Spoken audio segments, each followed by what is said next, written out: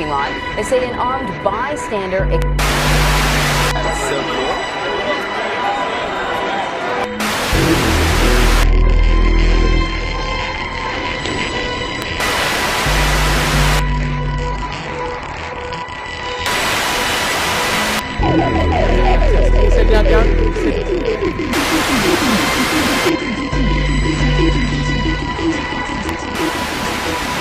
How's it going, guys? I appreciate you joining in. This is the argument of pro-choice versus pro-life argument right here. Personally, I'm a pro-choice guy, but I'm more of a libertarian stance on pro-choice. I don't think I should pay for it out of my tax money. I really think the free market should actually take it over and make an industry of it, a health industry of it, instead of just relying on taxpayers' money. And then also Planned Parenthood just drains more money than anything else out of it, and they still charge us for abortion, which kind of makes no sense. That you're getting money, all this money from the government, but yet you're not giving it away for free, which is kind of ironic and kind of hypocrisy. Why is my taxpayer money paying for people just sitting on their fat ass doing nothing, sitting behind a desk and saying, hey, do you want another pap smear, supposedly, that you have to pay for? Doesn't make any sense. That's why I say the free market should work on this. But surprisingly, Donald Trump has actually thought the Alabama abortion bill was fucked up and horrible, and I agree with him. It's too much in extreme, and I agree with Trump on this. I highly agree with this. The Alabama has been too strict, and then New York is too lenient on abortion, that they agree with third-term abortions, which I'm against third-term abortion because, I mean, first-term abortion, I can understand. Third, you're talking about actually a real baby inside that is about a week to giving birth.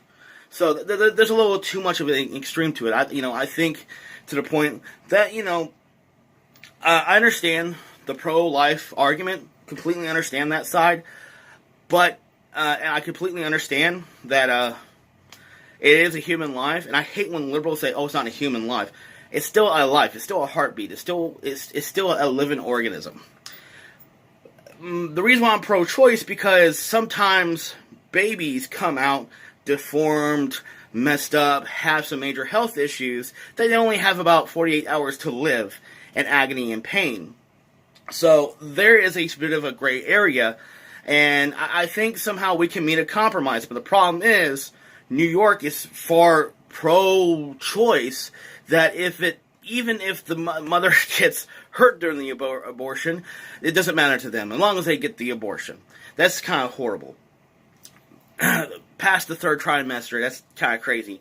And then also, to the point, that Alabama saying that they're willing to lock up a doctor for 99 years for an abortion. That's kind of horrible. I read through the news source.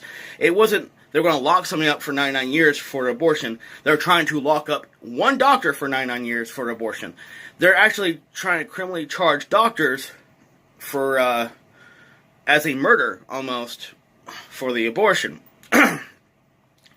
But the thing is, there's a lot of misinformation between the right and left about this argument, and the pro. I'm half asleep right now, but a lot of the pro-choice guys are saying even if it's rape, which is fucked up and horrible, even if it was incest, and that's horrible. I don't think there's any excuse for that because that's something a whole nother gray area. You shouldn't be forced to have a child because you were forced into sex. So that's a bit of a sketchy area as well. And how you can determine if somebody was raped or not during that situation is. And also, Melissa Milano, the actress of Charmed, is having a sex strike because the Alabama abortion bill. Honey, you don't live in that state, so it doesn't even matter. And at the same time, nobody wants to sleep with you. And I feel bad for your husband. Oh, that's going to be kind of awkward in the bedroom. Hey, honey, what do you want to do? Nothing, because I'm on a strike. That's not going to help your relationship, so good luck with that. People on the pro-life, I completely understand. I understand human life. But the thing is, if it's a deformed baby that is going to suffer all his life for about a week in pain and misery, that's something that you can put in consideration. What's more humane, killing the child in the womb, or let it get born and then slowly die over a number of days? That's the issue that I have a problem with that. I mean, yes, it's still a heartbeat. Yes, it's still a human being. But it's more humane to end it than let the person suffer. There is a big issue. If I'm dying on my deathbed as an old man with cancer, and I'm on so much pain I can't sleep, can't function, can't live, can't move, can't do anything, and my body's not continent, I want to be dead if I was in that situation. I want to die. I didn't want to be suffering all my life for that.